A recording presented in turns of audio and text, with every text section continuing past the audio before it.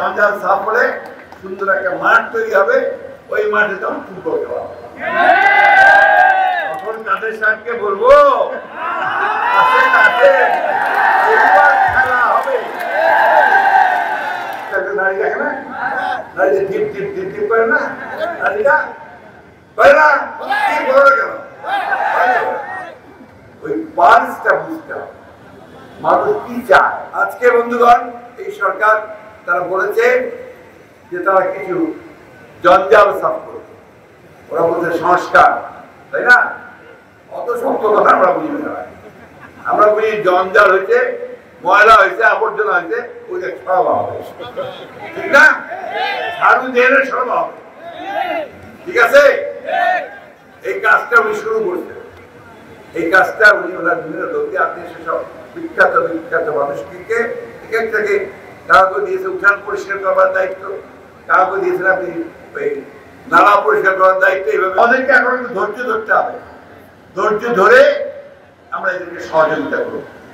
ওনারা জঞ্জাল সাফ হলে সুন্দর একটা মাঠ তৈরি হবে, ওই মাঠে তখন ফুটবল খেলা হবে। তখন কাদের সাহেবকে বলবো আসেন আসেন খেলা হবে।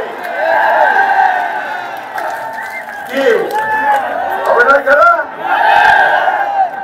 এইটা আমি ওনার কথাতেই বললাম। International Standard University, New Dimensions in Education. তো এখন আমার কথা হচ্ছে যে এই প্লেইং লেভেল ফিল্ড তৈরি করে নির্বাচন হবে।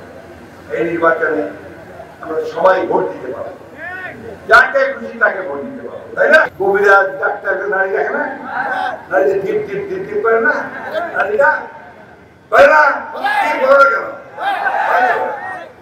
ওই পালসটা বুঝতে হবে মানুষ কি চায়, মানুষ কি ভোট চাচ্ছে, কিভাবে ভোট চাচ্ছে, দেশের কিরকম পরিবর্তন চাচ্ছে, এটা তাদের বুঝতে হবে।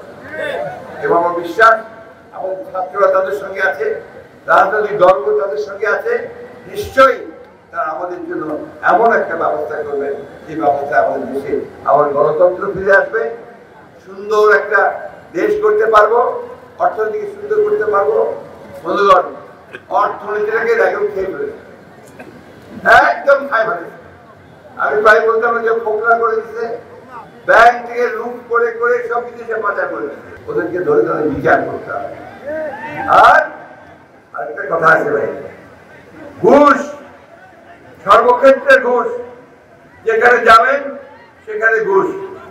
ওই স্কুলের চাকরি হবে না যদি শিক্ষকের চাকরি হবে না যদি আপনার 19 লাখ 20 লাখ টাকা না দেয়, তাই না?